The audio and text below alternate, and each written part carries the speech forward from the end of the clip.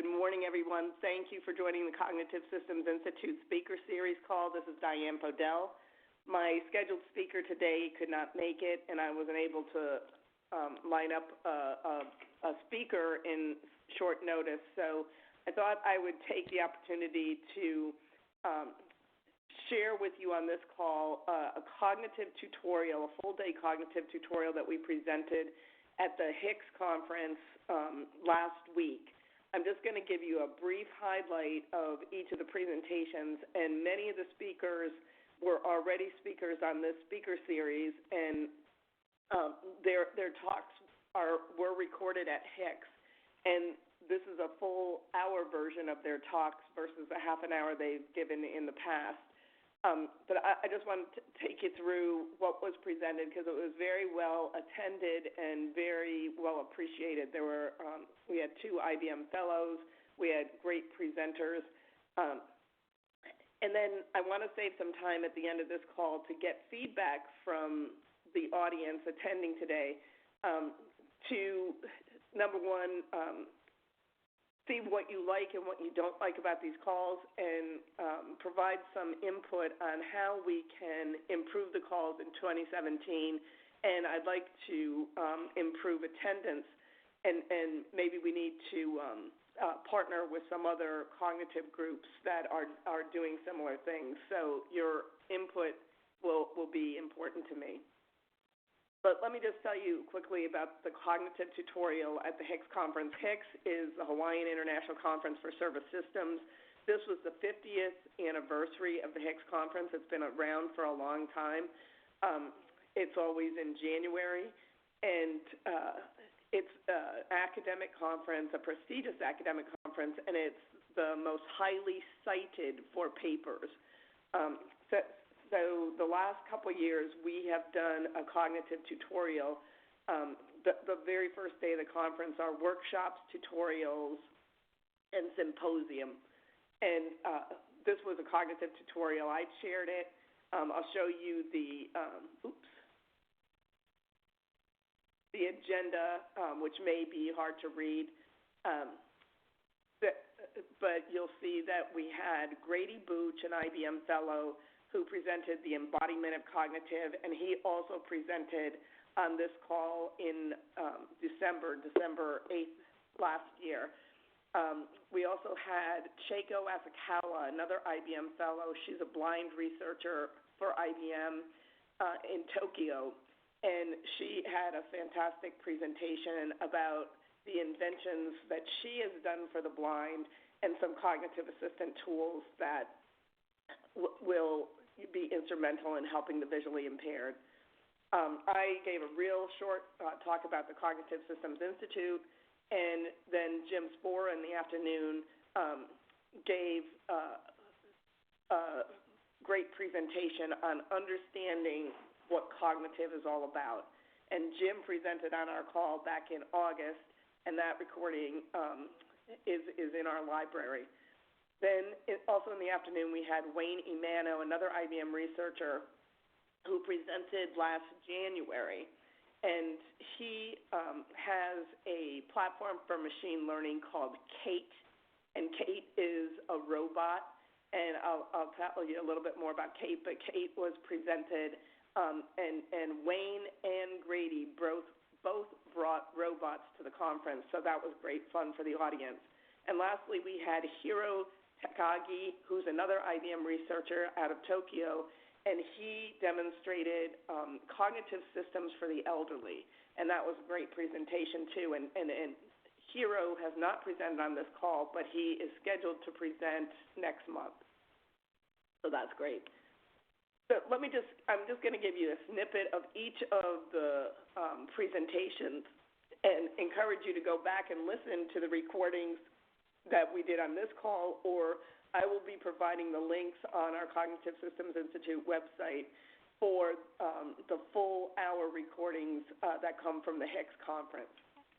So Grady Booch, everybody knows Grady Booch. He's world famous gentleman who has dedicated his life to the art and science of software development. and he developed unified modeling language and the early Rational software before we acquired Rational in 2003. And he gave a great talk on embodied cognition, and he brought a robot. But what he is, and he spent time in the Hicks conference presentation that he wasn't able to spend in our 30-minute calls on the algorithms behind putting Watson in a physical world, giving it eyes and ears and touch, and letting us interact with robots or avatars or objects that embody cognition. He talked about avatars, robots, and what have you, and he actually brought a robot, a Now robot that's bigger than a pepper, and it looks like this first robot on this in the upper left of this page, and that was great fun for the audience. The points of confluence for embodied cognition are sensory fusion, knowing who said something, context. The example he has is I need a Phillips head screwdriver so that the embodied cognitive robot would understand what that means. Learning, knowledge representation, devices, theory of mind, so knowing how people feel, and embodied conversation, so that the conversation goes on and the robot understands in context. So, as I said, he went into detail on algorithms. This will be posted. And we got lots of positive feedback from this presentation, actually from all the presentations. The second presentation was by Chieko Asakawa. And if you haven't seen her TED Talk, she has a TED Talk. Just Google Chieko Asakawa and TED Talk, and it's 16 minutes. That will amaze you. But Chieko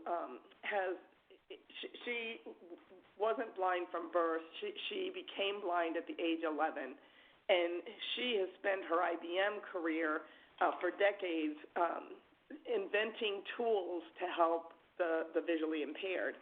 And the first thing that she showed, which I thought was amazing, was the cognitive ability of visually impaired people is enhanced compared to people who can see.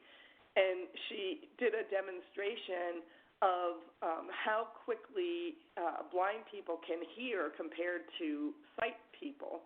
And she can listen to recordings at 3.6 times the speed and understand it. And she played it for us, and we couldn't understand anything until it slowed down. But she typically gets 100% recall when it's 2.4 times as fast as human speech. And I think that's just incredible. And one of the tools that she invented was a web reader for blind people that translate all the text on the web to speech, and she can listen to that very, very quickly. I encourage you to go to the TED Talk that she has, or go back to March in our library and listen to her presentation. But she showed some great videos that were demonstrations on how blind people have to interact with the real world, and what are some of the challenges, and what are some of the great inventions starting to happen. And she has already tested out the driverless cars. That she's looking very forward to having a driverless car that she can increase her independence. She already has tools that tell her where she is, what her location is, that help her know who's coming towards her and if they're smiling, helps her shop and read labels through a mobile phone device. So some of the inventions that she has discovered are commercialized already today. Some are in the process, but she gave a great presentation. Oops, I keep going back to the end. I'm not usually a presenter, so I'm messing up. So the next presentation was Jim, the great Jim Spohrer, and he did a great talk on understanding cognitive systems, and he did a similar talk in August, but Jim always updates his talks because he reads so many books, and he gave us some great advice about books to read and what is digital cognitive systems, what are digital cognitive systems, how do we interact with them. Jim's on the call, so I should let Jim. Yeah, if you go back to that slide, I just want to read the subtitle, Diane, if you don't mind. Yep. Maybe some people can see it's an optimist guide to thriving in the age of acceleration. And in that book, they have a chapter that describes the difference between AI and intelligence augmentation. So it really is just a fabulous new book that's out there. You know, people should know Thomas Friedman, of course. He's a Pulitzer Prize-winning author and journalist. So, and he really looks at all the trends, the technology acceleration, environmental accelerations that are starting to happen, and market acceleration. So, really can't recommend this book highly enough if you want a really comprehensive perspective of what's happening in the world and how it relates to artificial intelligence and intelligence augmentation. Thanks, Jim. Do you want to say something about this next slide, too? Yeah, I think, a lot of people are wondering how blockchain relates to artificial intelligence, and one of the big differences between biological cognitive systems, that's what BCS stands for, and digital cognitive systems is, for us biological cognitive systems people, we're not very predictable or auditable, and that's a good thing.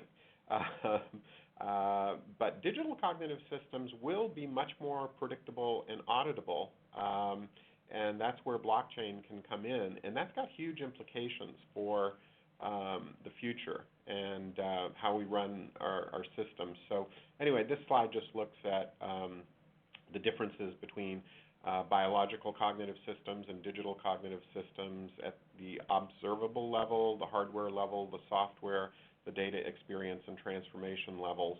And I actually have recorded a version of this talk that's on my blog, so if people want to hear it, they can go out and get a video they can listen to with more details on this. But the other thing I just want to say is that as we go into the future here, data is going to become more valuable, and experience, our individual experience and the privacy around that, and also the transformation that these systems allow. So how we become lifelong learners and how we aspire to new things, all of those things get affected, and I talk about that in the recorded version of this. So there were a bunch of other books, as Diane said. If people haven't read Pedro Domingo's The Master Algorithm, you got to read that book. That's in the series. There's a number of different books that I think are really incredibly valuable to read if you want to get a comprehensive picture of how this is changing society. I'll add those books, Jim, to our Cognitive Systems Institute website, where we have recommended books. Thanks, Jim. Thanks for stepping in. And then the next presentation was Wayne Imaino, who developed Kate, a platform for machine learning. He and his students use this cognitive, anthropomorphic, temporally enabled machine, which is an inexpensive robot. And he told what it is. It's like an iPad and a motor and some metal and PVC. And this robot, the students actually programmed the robot, and there's a lot to be said about cognition and walking and your gait. And this was a really interesting presentation. And he talked about the different parts of the brain and how the inputs and the outputs are studied by his students using this platform for machine learning. So this is another interesting recording that we had back in January that you can take a look at, and the recording from Hicks will be an updated version of that. He also talks about embodied cognition, as Grady Booch did, and that's where a lot of the the new research is moving to. And then our last presentation was really interesting. I believe just about every country in the world has an aging society that need cognitive assistance that can improve their quality of life. And Hiro has done a lot of research and a lot of inventions around cognitive assistance for the aging and addressing these 5 areas: accessibility, the brain, how can you determine or measure that the brain is not functioning as well, sensing, intelligent assistance, and social assistance. And some of the things that he talked about were cognitive assistance for elderly people that could interact with a Watson type of service and answer questions about what they did today, what did they eat last night, did they get out and walk, are they feeling happy or sad? And this information can get automatically transferred to their nurse or social worker or to their family and friends so that people can keep up with what's going on in their life and make sure that they're, taking their medication or make sure that they're okay. So that intervention can happen if necessary. Anyway, he has a series of cognitive tools that help the elderly, and that was quite interesting to me, and I wish some of those tools had been around when my parents were aging and needed that kind of assistance. And then I just reminded the audience that, IBM is working on cognitive systems in various industries. Healthcare is probably our biggest, but we're doing a whole lot with concierge robots in hotels, with Watson in walls, like in boardrooms, with transportation, retail, manufacturing, and education. And you can go to Watson on the IBM website and peruse some of the solutions that we have in these various industries. And then I want to remind faculty that all the Watson services and APIs are available to you and your students on our Bluemix platform at no charge as long as they're used for educational purposes. So lots of faculty and students are building cognitive assistance, building cognitive applications with these services, and I encourage you to make sure your faculty and your students know about that. So that's all I had for a recap of the cognitive tutorial from the Hicks. I'll open it up for any questions about that, but I'm even more interested in anybody's ideas for how to improve the speaker series moving forward and how to increase attendance and what other things besides the recordings and the slides can we make available. So please press *1 to open up your line and ask questions or provide input. I'd be very grateful.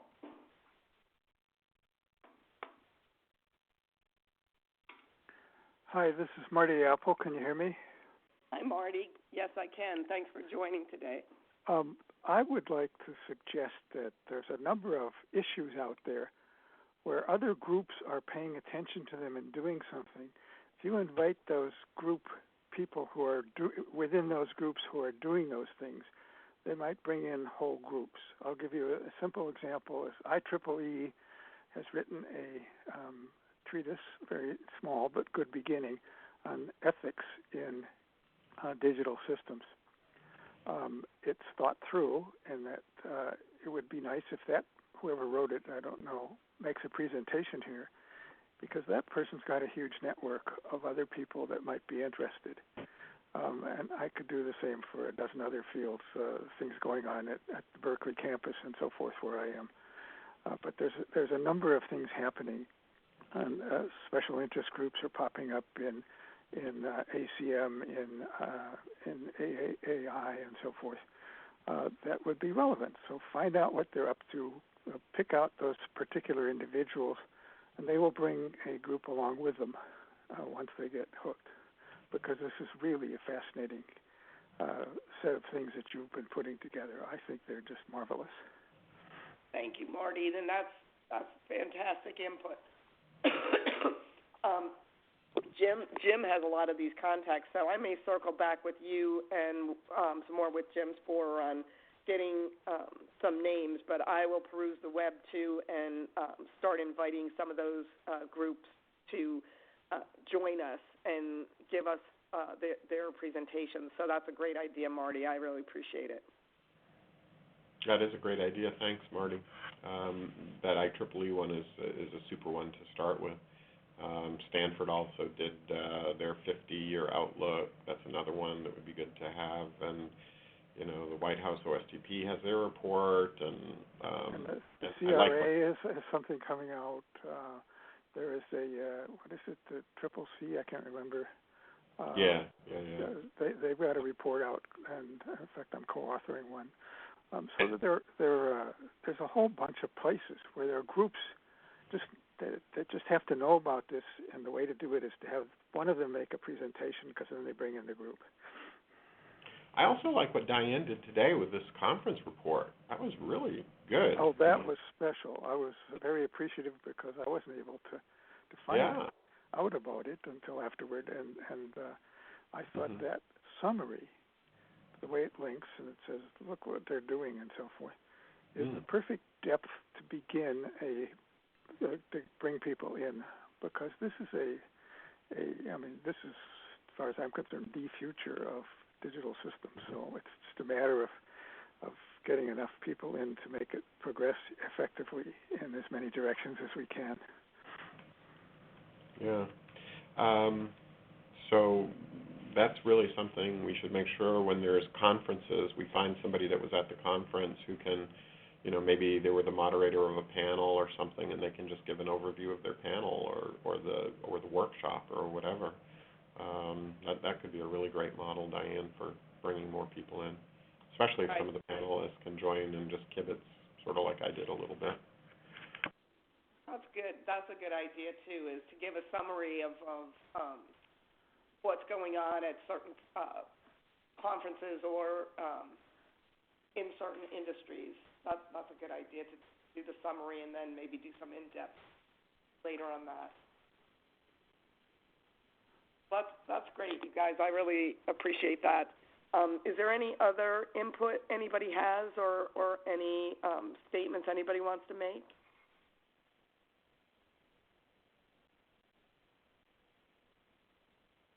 Because if not, we can end a couple minutes early. But Marty, thanks so much for your participation in these calls and your positive feedback. And Jim and Helen and everybody else who are on the call, thank you for your consistent participation. And I will work hard to bring more groups in this year and continue getting interesting presentations to bring us all up to date on cognitive. I would also like to commend you for putting up the slides before the talks. That 15, 20 minutes I get to review beforehand really helps me dig into whatever is going to happen. Oh, good. That's good feedback. Thanks for letting me know that you use that. And what I find is that when I go to YouTube where the recordings are, there are typically each week 45 to 50 people who view the recordings, so they're being used as well. Unfortunately, we've had a couple of glitches with our tool. One was when Jim was presenting, and Jim was kind enough to re-record it. But I feel badly for the presenters where we've had a glitch in the tool and the recordings didn't come out well. So I'm going to be looking at more tools that can be more guaranteed to have the good recording results. So, Diane? Yes. Hi, Lily. Hi. I couldn't figure out how to unmute myself. But, you know, I belong to a book club in Yorktown, which we look at, not books, because it meets every week. I don't go every week, but they We read short pieces, and this week it's going to be something in the Harvard Business Review that Guru wrote. Basically, what is it going to take to trust AI systems? And have a discussion, and it's really always fun. It's just a fun discussion. I don't know if that kind of material would be useful to this group, but if it is, well, I definitely at least can link you to all of the people who are in the book club. That would be great, Lillian. Yeah. Okay. And is that the IBM book club that's at noon on Fridays? Yes. Okay. All right. You know about that? So you have those people, huh? Well, but let me circle back with you because the Guru article would be a good one, and I can try to get him to talk on this call as well. But the book club is a great idea. Yeah. We read.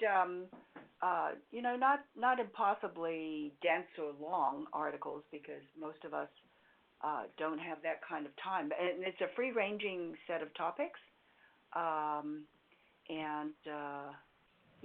So that once in a while you might want to have supplemented by a talk like that. That's not so formal, That sounds good. That sounds okay. good, Lillian. Maybe a few people from the book club could come on this call and give us a recap of some of the books they're reading. Right, like what Dave Ferrucci is up to, for example. He's making money. Yeah, lots of hedge money there at Bridgewater with Ray Dalio. Right, but that funny system that they're building. Yeah.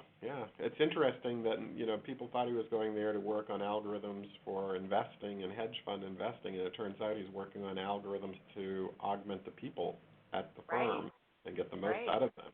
Isn't that a lesson for IBM? Cognitive build, et cetera. Anyway. Yes, to replace the. No, it's not to replace them, Lillian. If you read carefully, it's to ensure that they operate at the highest possible levels in a consistent way. So it's It's very much. To replace the management style of the guy who started. Yeah. It's to ensure. I would say it differently, not replace, but to ensure that the management style of the person after he passes away is consistently evolving. He doesn't even say consistently static, consistently evolving, which is just perfect as he describes it. Yeah. Well, that would be fun to talk about. Yeah, I wonder if we could get Dave to come and talk to this call. You want me to suggest it to him? That'd be great, Marty. Thanks, Marty. Yeah. Thanks, Marty. That would be highly attended. So he's got a lot of friends on this call because we all knew him well before he was, rich and famous. Yes, and yeah, we would love to know what he's doing. That would be great, Marty. All right, everyone, thank you very much for your attendance. Thank you very much for your great ideas. I really appreciate it. I'll do everything I can to make this a really interesting weekly call, and thanks for all your support. Have a good rest of the week. Thank you, Diane. We have a great presenter from an MIT spinoff next week, so don't miss that. And I'll see you all next time. Thanks, Diane. Bye. Bye. Everyone.